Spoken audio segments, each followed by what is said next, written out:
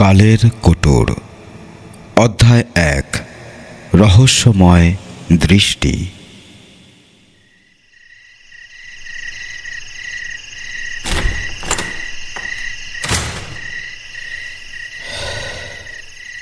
Ringo, Ringo, আয় Ringo, কোথায় গেল ছেলেটা? এমনি সময় তো ঘর ময় দাপিয়ে বেড়াচ্ছে। এদিকে কাজের সময় 10 বার ডাকলেও কোনো সাড়া শব্দ নেই। দোতলায় তো টিকিটিও দেখা যাচ্ছে না। আয় রিঙ্গো, কোথায় তুই? রিঙ্গো। অস্থিরভাবে গজগজ করতে করতে একতলার দিকে পা বাড়াতে যাব, তখনই শরীরের খাটনি বাঁচাতেই বোধহয় কয়েকদিনের মেমোরি স্ক্যান করে ব্রেন সিগন্যাল পাঠালো। চিলেকোঠার ঘরে ঢুকে বসে নেই তো? কয়েকদিন ধরেই দেখছি ওই ঘরটায় ঘন ঘন আনাগোনা করছে। জিজ্ঞেস করলে আবার বলে, বলবো কেন, প্রাইভেট। 8 বছরের ছেলের আবার প্রাইভেসি। মায়ের আশকারা পেয়েই তো হচ্ছে এসব। দিনের বেলা যা করিস করিস, তাই বলে এই রাত 9টার সময়? পড়াশোনা নেই, ঘুম নেই, বাবা ডাকছে সেটুকুও কানে যায় না। বাড়ির একটা সিস্টেম আছে তো নাকি? ঠিক আছে, মা চোখ বুজে থাকলে বাবাকেই হাল ধরতে হবে। দাঁড়া, দেখাচ্ছি মজা। সিঁড়ি দিয়ে গটমট করে উঠে হাল ধরতে চিলেকোঠায় পা রাখলাম। যা ভেবেছি তাই। রিঙ্গো আমার দিকে পিঠ করে দাঁড়িয়ে রয়েছে দেওয়ালের কাছে, কিন্তু দেওয়ালে মুখটা ওরকম লাগিয়ে রয়েছে কেন? কি করছে ও? এই রিঙ্গো, কি করছিস এখানে? মেজাজ হারিয়ে গলাটা আমার একটু চড়ে গেল। রিঙ্গো একটুও চমকালো না, আঁতকেও উঠল না। আস্তে আস্তে আমার দিকে ঘুরল। রাগে আগুন হয়ে থাকা আমার মাথায় কে যেন 1 গামলা বরফ জল ঢেলে দিল। সেই কনকনে জলের স্রোত শির দ্বারা বেয়ে নেমে এলো নিচের দিকে। সামনে যে দাঁড়িয়ে আছে সে কি আমার ছেলে? অবয়বটা একই আছে, কিন্তু চোখ দুটো, চোখের দৃষ্টিটা, আমার ছেলের চোখের সাদা অংশটা এত প্রকট। চোখের চাহনিটাও কী রকম। 8 বছরের বাচ্চা ছেলে কি এইভাবে তাকাতে পারে কখনো? আমি ভয় পেয়ে গেলাম। এ তো আমার ছেলে নয়। চোখ দিয়েই তো মানুষ চেনা যায়। রিঙ্গোর অক্ষি কোটরে যেন সম্পূর্ণ অচেনা একটা ভয়ঙ্কর লোকের দুটো চোখ বসিয়ে দিয়েছে কেউ। কোথায় অচেনা?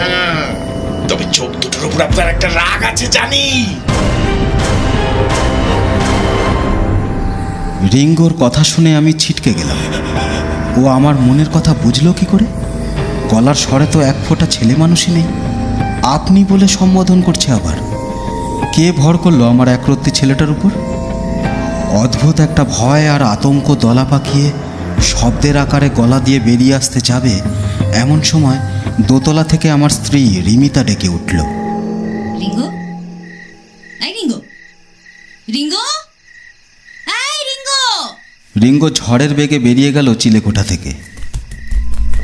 আমি জড়ভরের মতো দাঁড়িয়ে রইলাম। রিমিতাও কি একই পরিস্থিতির মুখোমুখি হবে? 1 মিনিট কেটে গেল, 2 মিনিট, কই না তো। কোথায় ছিলি বাবা? আরে আয় আয়। নিচ থেকে স্বাভাবিক কথাবার্তা কানে আসছে, এমনকি হাসির শব্দ। নিজেকে একটু সামলে নিয়ে বাইরে বেরোতে যাব, হঠাৎ চোখে পড়ল উল্টো দিকের দেওয়ালের গায়ে একটা ছোট্ট গোল গর্ত।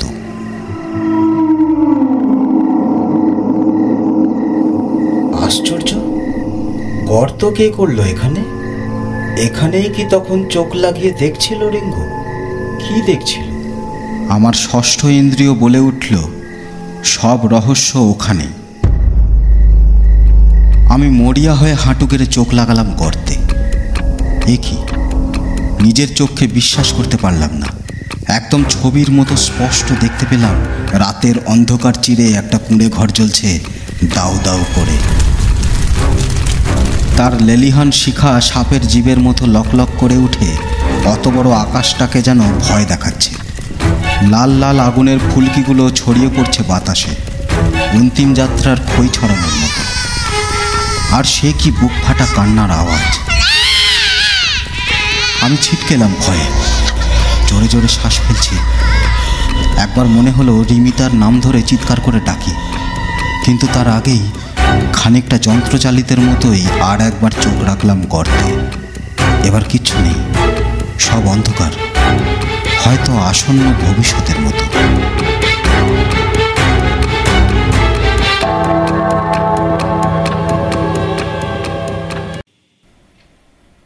অধ্যায় 2 অতীতের ছায়া।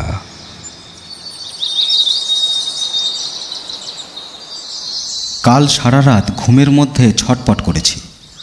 দৃশ্যগুলো কিছুতেই মাথা থেকে ডিলিট করতে পারছিলাম না। যদিও কাল চিলেকোঠা থেকে নেমে আসার পর রিঙ্গোর আচরণে বিন্দুমাত্র অস্বাভাবিকতা লক্ষ্য করিনি, তাই মাঝে মাঝে নিজের ওপরেই কেমন যেন সন্দেহ করে বসছি। দুঃস্বপ্ন দেখিনি তো কোনো? অনেক সকালে আমি অফিস বেরোই, তাই আর বেশি গবেষণার সময় ছিল না। দুশ্চিন্তাগুলো যতটা সম্ভব বাড়িতে রেখে শুধু এক রাশ ঘুম নিয়ে অফিস চলে গেলাম।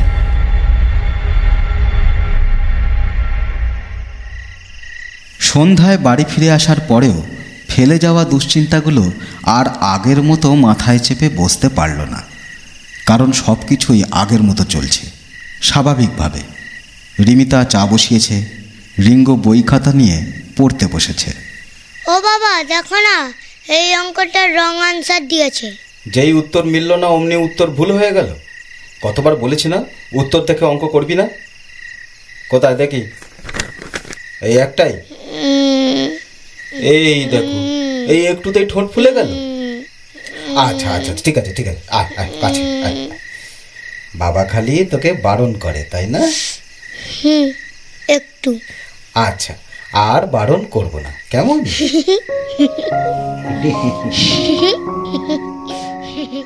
এই হাসিটুকু দেখার জন্যই তো আমার বেঁচে থাকা। এই তো আমার একমাত্র সবেধন নীলমণি। সেই জন্যই তো এত চিন্তা, এত ভয়। আমি ওকে আরেকটু কাছে টেনে বললাম, তবে আমাকে একটা জিনিস প্রমিস কর। বল, করবি? কি? চিলেকোঠার ঘরে আর যাবি না, বল। আমি যাই নাকি?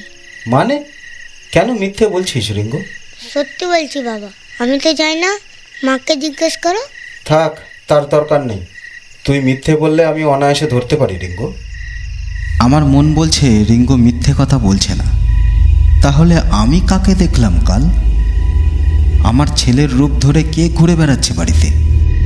ভূত প্রেত আমি বিশেষ মানি না, কিন্তু এই মুহূর্তে হাত পা ঠান্ডা হয়ে এলো আমার। আচ্ছা, এমনও তো হতে পারে রিঙ্গোর পার্সোনালিটি ডিসঅর্ডার হচ্ছে, তাই ও নিজেই ভুলে যাচ্ছে ও কখন চিলেকোঠায় যাচ্ছে। সেটাও তো কম ভয়ের বিষয় নয়।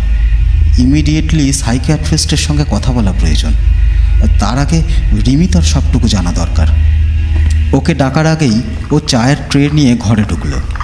আমি অস্থিরভাবে বলে উঠলাম, এই রিমি, তুমি দেখেছো তো এই কদিন ধরে রিঙ্গো ঘন ঘন চিলেকোঠায় যায়? কোথায়? ও তো সারাদিন এই ঘরেই ফোন নিয়ে পড়ে থাকে। কি বলছো কি তুমি? এই তো দুদিন আগেই তুমি সেই বারবার ডাকছিলে, ও তো এসে আমাদের সামনেই বলল চিলেকোঠায় ছিল। কারণ জিজ্ঞেস করতে আবার বলল প্রাইভেট। মনে নেই? কি যা তা বলছো গো তুমি? এসব কখন হলো? দেখ রিঙ্গো, তোর বাবার মাথাটা গেছে, জেগে জেগে স্বপ্ন দেখছে আজকাল। এই নাও চাটা ধরো তো। কি হচ্ছে এসব?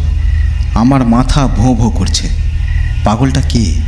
এই মা ছেলে না আমি? তখন আর কিছু বললাম না। চাটা কোনো মতে খেয়েই ছুটলাম চিলেকোঠার দিকে। দেখি তো ফুটোটা এখনও আছে কিনা। না থাকলে না হয় ধরে নেব পুরোটাই আমার হ্যালুসিনেশন। ভেজানো দরজাটা খুললাম আলতো করে। ওই তো কালকের সেই ফুটোটা, 1 ইঞ্চিও নড়েনি। তবে রে, তত্তর করে নেমে একতলা হোয়াইট সিমেন্ট নিয়ে উঠে এলাম। হাঁপ ধরেছে অল্প। সিল করে দেবো ওই গর্ত আমি। যত সব আপদ। গর্তটা বোঝানোর আগে হঠাৎ মনে হলো, কাল যা দেখেছিলাম ঠিক দেখেছিলাম তো? দেওয়ালের গায়ে ওইটুকু একটা ফুটোর মধ্যে ওরকম বায়োস্কোপের মতো ছবি ফুটে ওঠা সম্ভব? আর একবার চোখ রেখে দেখব। ষড়রিপুর লিস্টে জায়গা না পেলেও কৌতূহল মানুষের বড় ভয়ঙ্কর প্রবৃত্তি। সাহস করে চোখ রেখেই ফেললাম গর্তে। ব্যাস, আমার চোখ আটকে গেল। শুধু চোখ কেন, গোটা শরীরটাই। আমি হারিয়ে গেলাম, এক সম্মোহিত নিশ্চল দর্শক হয়ে গেলাম গর্তের ওই পারের পৃথিবীর।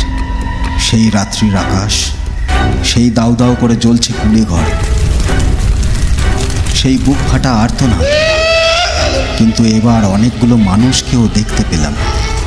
একজন জমিদার গোছের লোক, হাতে ছড়ি, পরনে জরির কাজ করা ধুতি পাঞ্জাবি, পায়ে নাগরাই জুতো, নিষ্ঠুরভাবে লাথি মারছে মাটিতে পড়ে থাকা একটা অর্ধনগ্ন অসহায় লোককে। হতভাগ্য লোকটার কাকুতি মিনতি ও কান্নার দমকের সাথে পাল্লা দিয়ে বাড়ছে সেই অত্যাচারী জমিদারের পদাঘাত। কতগুলো লাঠিসোঁটা হাতে ডাকাতের মতো দেখতে লোক, ওই জমিদারেরই লাঠিয়াল হয়তো। আর তো চিৎকার করতে থাকা এক অসহায় মহিলাকে টানতে টানতে নিয়ে যাচ্ছে ঝোপের ধারে। মহিলাটির কোলে একটা শিশু, কিছুতেই সে শিশুটাকে ছাড়ছে না। বাকিরা টানা হ্যাঁচড়া করছে পাগলের মতো। শেষে শিশুটাকে ছিনিয়ে নিয়ে মাটিতে এক আছাড় মারে। আমি সর্বশক্তি দিয়ে চিৎকার করতে গিয়ে বুঝলাম গলা দিয়ে এক ফোঁটা স্বর বের হলো না। আমি এই নৃশংসতা আর দেখতে পারছি না। আমায় বাঁচাও। আমার নড়াচড়ার ক্ষমতাও লুপ্ত হয়ে গেছে। কেউ যেন ঘাড় ধরে পড়িয়ে নিচ্ছে অতীতের কোনো পাপের আখ্যান। জমিদারের কথা স্পষ্ট শুনতে পাচ্ছি। আশ্চর্য, আগেরবারও দেখেছি, শুধুমাত্র গর্তে চোখ রাখলেই স্পষ্ট শব্দ শোনা যায়, যেন চোখ দিয়ে শুনছি। কানের কোনো ভূমিকাই নেই। মাটিতে পড়ে থাকা আধমরা লোকটাকে পায়ের তলায় পিষতে পিষতে জমিদারবাবু পাগলের মতো চোখ মুখ করে বলছেন, শালা, তুই আমার কুকীর্তি ফাঁস করবি? দেবনারায়ণের থেকে টাকা খেয়ে আমার ওপর চড় বৃত্তি করবি? সেদিন চাকর সেজে বাড়িতে ঢুকেছিলি না? বন্ধ দরজার ওপারে তুই তো সেদিন লুকিয়েছিলি, তাই তো? শালা বেজন্মা, চাবির গর্তে চোখ রেখে সব দেখেছিস সেদিন, তাই না? আমি বেদ বা কমলিনীর সাথে কি করেছি সব দেখেছিস। বল বল শালা, এখন মুখে গলুক কেন?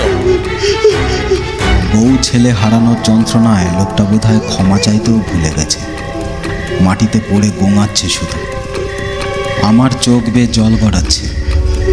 ওই অত্যাচারী পিশাচ জমিদারের কণ্ঠস্বর শুনেই ঘেন্নায় শিউরে উঠছে গা। এই তো লোকে বসা হাঁটু গেড়ে। লাঠিয়ালরা কোনো পরিশ্রম ছাড়াই মৃতপ্রায় লোকটাকে বসিয়ে দিল। জমিদার একটা ছুরি বার করলো কোমরের কাছ থেকে। আগুনের আলোয় লাল হয়ে আছে চারিদিক। মৃত্যু যেন নেচে বেড়াচ্ছে নগ্ন পায়ে। অনেক জিনিস দেখে নিয়েছিস ওই চোখ দুটো দিয়ে, ওগুলোর আর কোনো কাজ নেই। দে দে দে দে দে দে ওগুলো আমায় দে, দে আমায় দে, আমায় দে। না না না। শেষ একবার আতঙ্কে মরণপণ চিৎকার করে উঠল লোকটা। লাঠিয়ালরা চেপে ধরল। আমি আমার পাথর হয়ে যাওয়া চোখের পাতা বন্ধ করার ব্যর্থ চেষ্টা করলাম। আমার চোখের সামনে ওই নরপশু জমিদার খচ খচ করে উপড়ে ফেলল সেই সর্বহারা লোকের চোখ দুটো।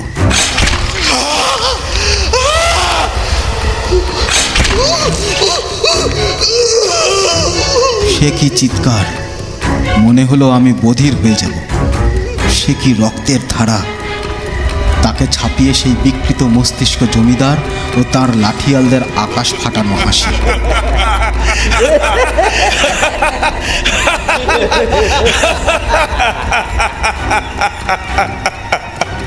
আমার প্রস্তরীভূত শরীরটা হঠাৎ মনে হলো হালকা হয়ে গেল।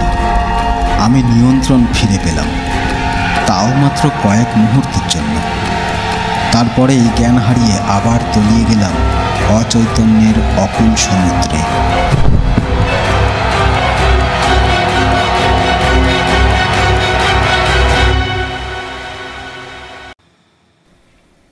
অধ্যায় ৩, বিপদের শুরু।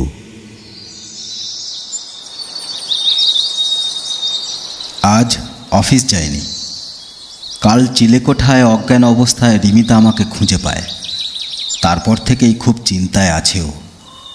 অফিস যেতে দেয়নি, প্রেশার মেপেছে, জোর করে ফলের রসও খাইয়েছে 2 বার।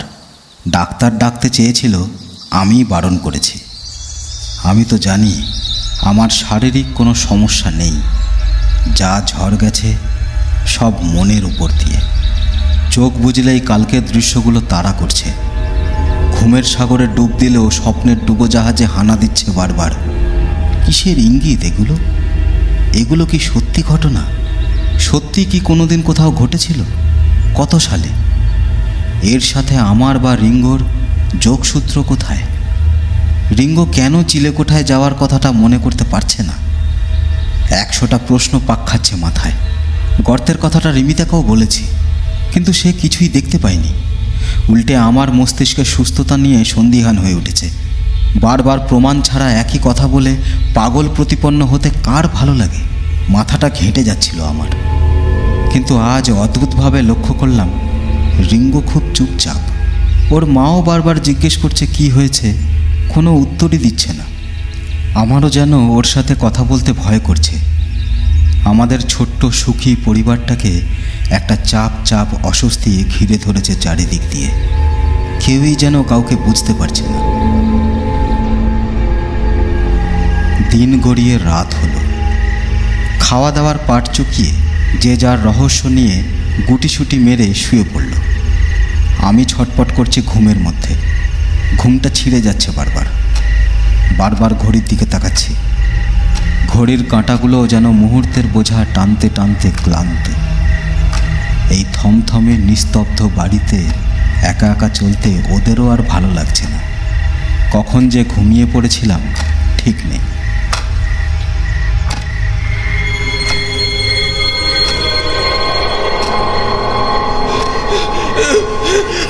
না না না!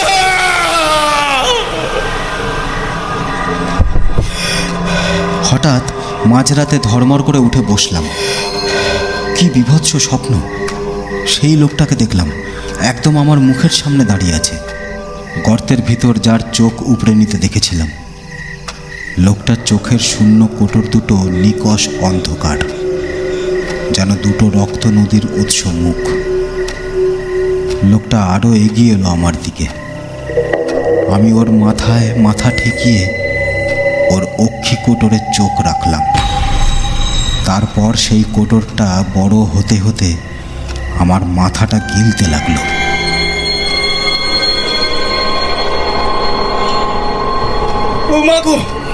পাশে হাত দিয়ে খেয়াল হলো রিঙ্গো নেই।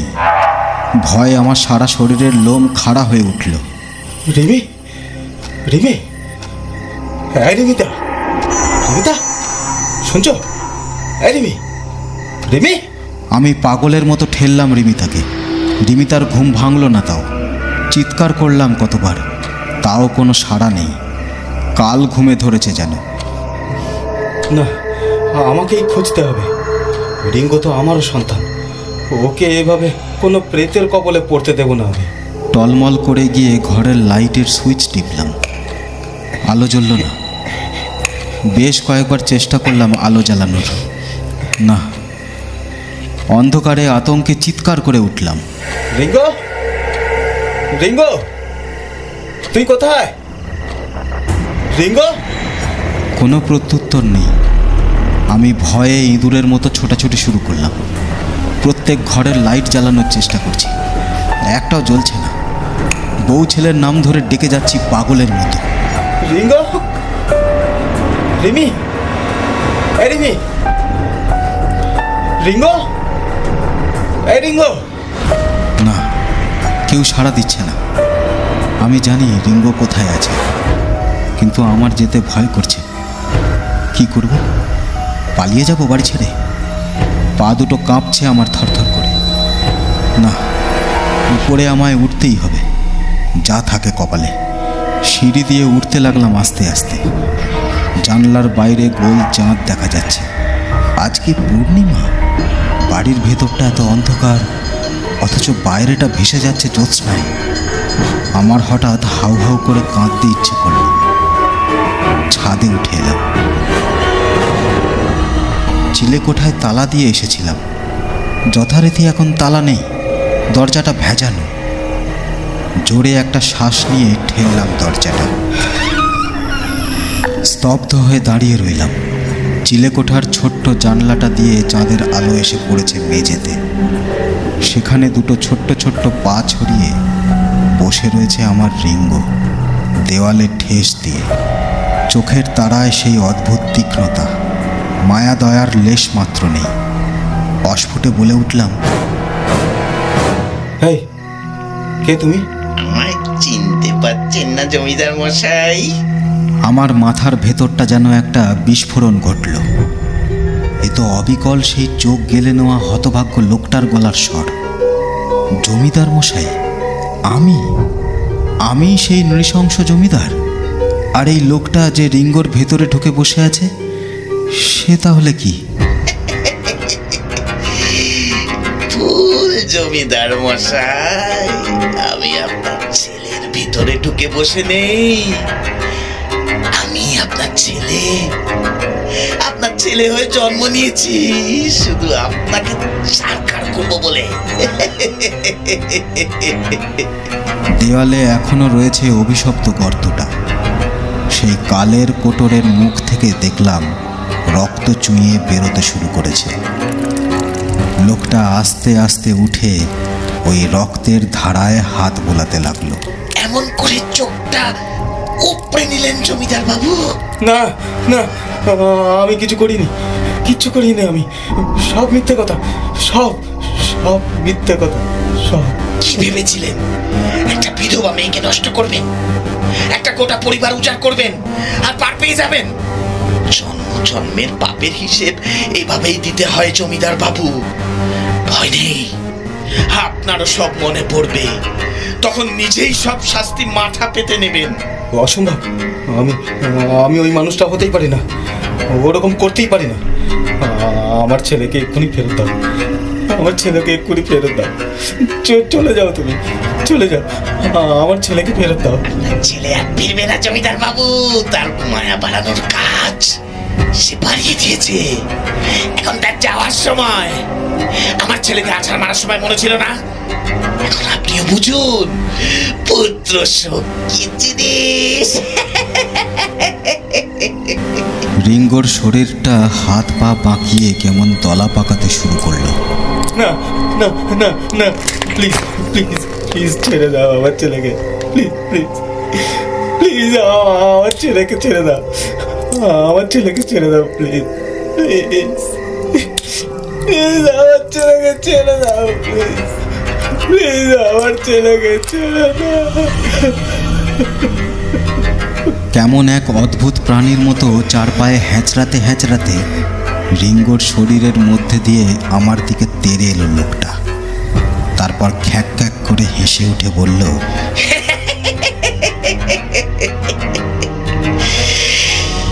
খুন করার পর এভাবেই তলা পাকিয়ে ফেলে দিয়েছিলেন না আমার দেহটা? আতঙ্কে দেওয়ালের সাথে সেটেছিলাম আমি। মনে হলো এই চাপ আর নিতে পারছি না। নিজের বুক খামচে ধরে হঠাৎ কান্নায় ভেঙে পড়লাম। আমার দিকে স্থির দৃষ্টিতে কিছুক্ষণ তাকিয়ে থেকে এসে বলল, আমি আপনাকে মারবো না জমিদার বাবু, আপনাকে মারবে আপনার পাপ। তার পাপ কেউ ছাড়ে না। তারপর উঠে দাঁড়িয়ে দু পায়ে হেঁটে সে আস্তে আস্তে চলে গেল ছাদের রেলিংয়ের কাছে। রেলিংয়ের ওপর উঠে পড়ল, ঘাড় ঘোরালো একবার। চাঁদের আলোয় ভেসে যাচ্ছে বিশ্ব চরাচর। সেই আলোয় শেষবারের মতো আমার একমাত্র সন্তান রিঙ্গোর মুখ দেখলাম। তারপর ধপ করে একটা শব্দ।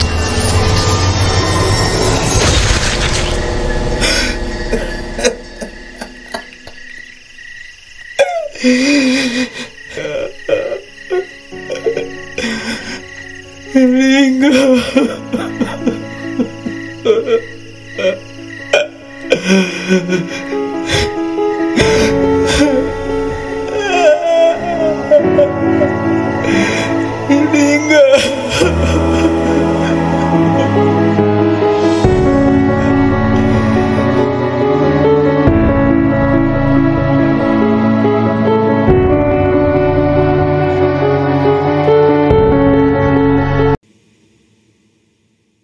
অধ্যায় 4 কর্মফল।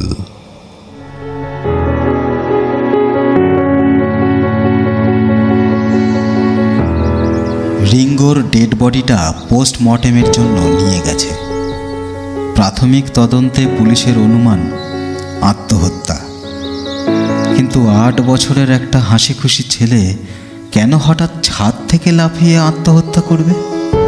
সেটা শুধু পুলিশ কেন, পাড়া প্রতিবেশী, আত্মীয় স্বজন, এমনকি রিঙ্গোর মায়েরও অজানা। রিমি তার মুখের দিকে তাকাতে পারছি না আমি। ও তো কোনো দিশা পাচ্ছে না, ও তো ঘটনাটা বিশ্বাসই করে উঠতে পারছে না। আর করবেই বা কী করে? ও কি কিছু জানে? ওর সাথে যেহেতু কোনো জন্মের কোনো হিসেব বাকি নেই, তাই না ও রিঙ্গোর চিলেকোঠায় যাওয়ার ঘটনাটা মনে রাখতে পেরেছে, না কাল সারা রাত ওর ঘুম ভেঙেছে। এই সব বিভৎস স্মৃতি শুধু আমার জন্যই তোলা থাকবে চিরকাল, শাস্তি হিসেবে। সারাদিন পাগলের মতো রিমিতা হেসেছে, কেঁদেছে, রিঙ্গোর নাম ধরে হাওয়ার সাথে বকবক করে গেছে। রিমিতার মা, বোন, আমার দাদা বৌদি, পাড়াপড়শি সবাই এসে কাল রাতের থমথমে বাড়িটার ভোল পাল্টে দিয়েছে আজ। তাও ভালো, রিমিতাকে তো ওরাই সামলে রেখেছে। আমি যন্ত্রের মতো কাজ করে যাচ্ছি, যদিও বুঝতে পারছি মনের যন্ত্রগুলো বিকল হয়ে আসছে একটু একটু করে। দিন গড়ালো, পোস্টমর্টেমের রিপোর্ট বেরিয়ে গেল। পুরোহিতের দেওয়া অপঘাতে মৃত্যুর বিধান অনুযায়ী শ্রাদ্ধ হয়ে গেল 3 দিনের মাথায়। কাছের লোকজন সব দূরে চলে গেল আস্তে আস্তে।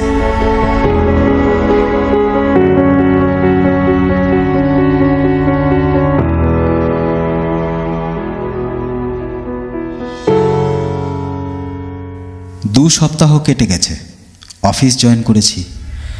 এত বড় বাড়িটায় এখন শুধু আমি আর আমার স্ত্রী। দিনান্তে দুটো কথাও হয় না। রিমিতার বোধহয় কোনোভাবে ধারণা হয়েছে যে এই সব কিছুর জন্য আমিই দায়ী, তাই আমাকে এড়িয়ে চলে। আমারও আর সেই দূরত্ব কমানোর মতো মানসিক অবস্থা নেই। তাও আজ পর্যন্ত ওকে রিঙ্গোর মৃত্যুর আসল কারণটা বলে উঠতে পারিনি। ভয় হয় যদি ও আমায় ছেড়ে চলে যায়। এভাবে একসাথে থেকেও কি লাভ হচ্ছে জানি না, তবুও যতদিন খড়কুটো আঁকড়ে বাঁচা যায়। একদিন অফিস থেকে ফিরলাম যথারীতি ক্লান্ত বিধ্বস্ত হয়ে। একতলার সোফাটায় ধপ করে বসলাম। কেউ জল এগিয়ে দিল না। দোতলার সিঁড়ির দিকে তাকিয়ে ডাকলাম, রিমি, রিমি, আয় রিমি। গেল কোথায়? ছাদে যায়নি তো? আমি এক মুহূর্ত দেরি না করে ঊর্ধ্বশ্বাসে ছুটলাম। দোতলাতেও দাঁড়ালাম না, ছুটলাম সোজা ছাদের দিকে। উদ্ভ্রান্তের মতো ছাদে ঢুকে দেখলাম রিমি ছাদের রেলিংয়ে পা ঝুলিয়ে বসে আছে। আমি পা টিপে টিপে গিয়ে পেছন থেকে শক্ত করে জড়িয়ে ধরলাম ওকে। মাথাটা কি একেবারে খারাপ হয়ে গেছে নাকি তোমার? নামো রেলিং থেকে। আমার তো আর নেমে কাজ নেই। বাড়াবাড়ি করো না রিমি, নামো বলছি। কি করবেন? জোর করে ঘরে ঢুকিয়ে দরজা বন্ধ করবেন আবার? উনি কিন্তু এখনো চোখ রেখে আছেন চাবির গর্তে, সব দেখছেন। আমি রিমিকে ছেড়ে দিয়ে ধপ করে বসে পড়লাম ছাদের মেঝেতে। এ তো রিমির গলা নয়। ওকে যেভাবে জড়িয়ে ধরেছিলাম, হঠাৎ ছেড়ে দিলে ওর ব্যালেন্স হারিয়ে পড়ে যাওয়ার কথা ছিল, কিন্তু পড়ল না। আস্তে আস্তে ঘাড় ঘোরালো আমার দিকে। আমার মাথাটা ঘুরে উঠল। এরও সেই এক শরীর, কিন্তু চোখের দৃষ্টি আলাদা। চিনতে পারছেন জমিদার বাবু? আমি সেই বেদবা কমলিনী, যাকে নষ্ট করতে গিয়ে আপনি ধরা পড়ে গিয়েছিলেন। আর চাবির গর্তে চোখ রেখে যেই ঘটনা নিজের চোখে দেখেছিল, তার চোখ দুটো আপনি। কেন তোমরা সবাই মিলে আমার সর্বনাশ করতে উঠে পড়ে লেগেছ? আমি তোমাদের কারো কোনো ক্ষতি করিনি, বিশ্বাস করো। আমায় ছেড়ে দাও, আমায় ছেড়ে দাও। ছেড়েই তো দিচ্ছি জমিদার বাবু, আপনাকে একদম মুক্ত করে দিয়ে যাচ্ছি। রিমির ঘন কালো চুল, ওর ঠোঁট, ওর হাতের আঙুলের দিকে তাকিয়ে অসম্ভব যন্ত্রণায় আমার বুকটা ছিঁড়ে যাচ্ছিল। এই তো এখনো রিমি বেঁচে আছে, একটু পরেই কি ও রিঙ্গোর মতো চলে যাবে? অস্ফুটে বলে উঠলাম, যেও না রিমি, রিমি যেও না, আমায় বড় মেরে ফেলো, আমায় মেরে ফেলো। রিমির ভেতরে যে জেগে উঠেছে সে বড় নিষ্ঠুর, একটা কথাও শুনল না আমার। রিমিকে নিয়ে পড়ে গেল একদম নিচে।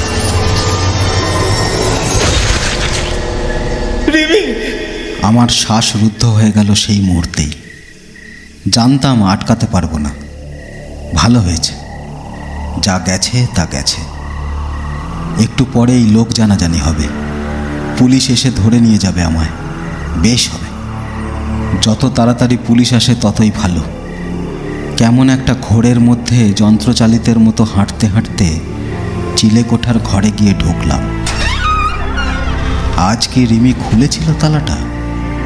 দেওয়ালের গায়ে দেখলাম এখনো কাজলের টিপের মতো লেগে রয়েছে গর্তটা। হো হো করে হেসে উঠলাম। গর্তটার দিকে তাকিয়ে বললাম,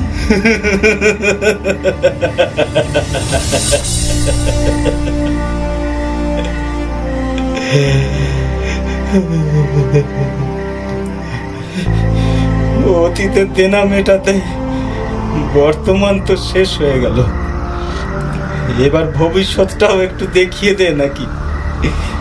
হ্যাঁ। কপালে যেন মনে হলো কি একটা ঠেকলো। চোখ তুলে উপরে তাকাতেই দেখলাম সিলিং থেকে গলায় দড়ি দিয়ে ঝুলছে হুবহু আমার মতোই দেখতে একটা লোক। আমার প্রতিকৃতি। চোখ দুটো পুরো খোবলানো, ঝরঝর করে রক্ত বেরোচ্ছে। একটা অলৌকিক হাসি হেসে ঝুলন্ত মূর্তিটা বলে উঠল,